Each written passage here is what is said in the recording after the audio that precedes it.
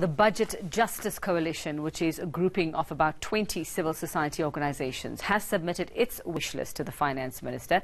It's appealing to Tito Mboweni to devise clear and precise plans to curb irregular expenditure, adequately fund social services and support local governments' municipal recovery plans, among other things. Well, Isobel Frye from the Studies in Poverty and Inequality Institute joins us now from our Cape Town studio. Isobel, a very good morning to you. Can you tell us a little bit more, just expand for us on this wish list? Who is at the receiving end? Who are the people that the finance minister, other than ordinary South Africans, but who should he have top of mind when he delivers this statement later today? Good morning to all the viewers. A very good question in terms of whose articulation of demands this is for the budget.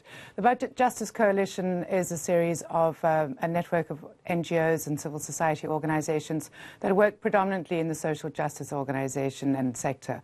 So a number of our organizations are involved with the healthcare sector, the education sector, and of course in terms of social security.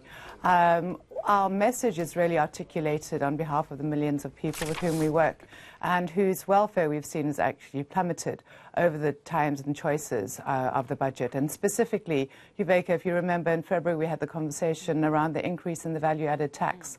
One of the things that we're saying to the Finance Minister today is that we need to look and assess the impact that that increase in the VAT has had. We really see this MTBPS as a medium-term budget policy statement as being a signalling for what we can expect in February next year. As you're aware, next February is an election budget, and for us it's of great concern that the class signalling really that's coming from the ruling party, which is a liberation party, is not one that favours the working class and the millions of unemployed people, but seems to be focused on a far smaller elite that really are already benefiting from accumulated wealth, whether through apartheid or through the last 24 years of accumulation. So how do you, propose? Have you given him some suggestions? Have you given him some ways as to where he needs to be focusing? Absolutely we have, and we hope that he will engage with us after this and before February. We need to understand that we're both looking at the question of revenue raising and allocation.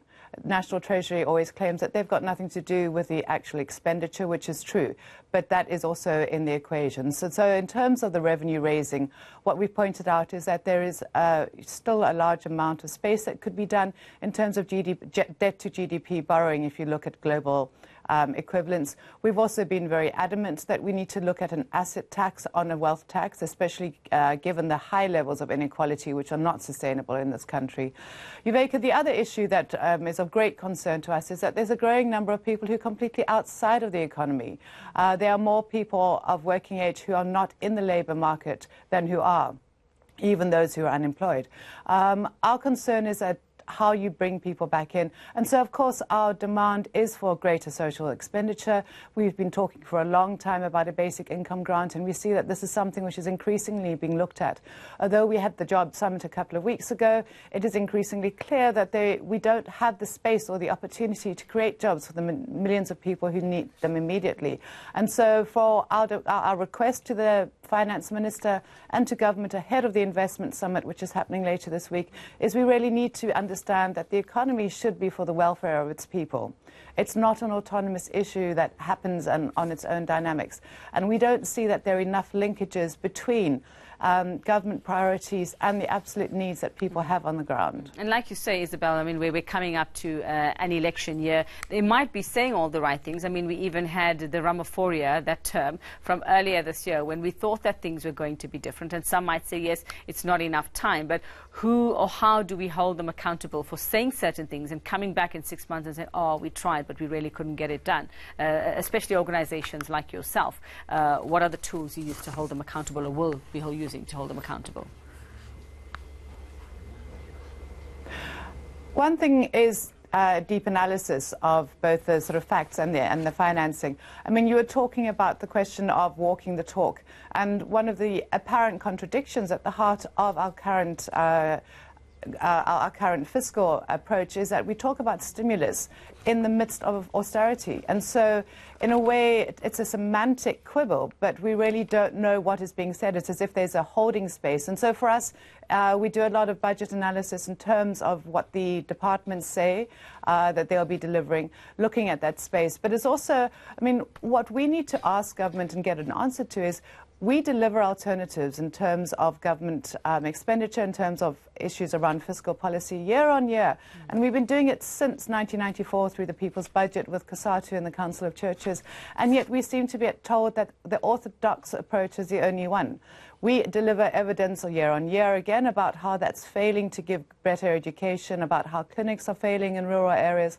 And yet we get the same stock response that government is trying to follow a kind of debt consolidation and austerity. And our concern is that people who are directly affected by the increasing levels of poverty are not able to continue to wait for a solution. I think that the sense of betrayal with the increase in the VAT in February this year is something which dealt a heavy blow to people's belief in the social compact. Because if you're being told that you need to wait and what you are requesting will be delivered only to have what you already had being taken away from you, needs a lot more engagement between politicians and the populace of this country. And so for organizations such as ours, it is both about playing a bit of a watchdog role, but we have a number of solutions, and we just wish that government would really come to the table and, without a sense of defensiveness, listen to a lot of the thinking that we have. All right, thanks very much, Isobel Frye. She's from the Studies in Poverty and Inequality Institute.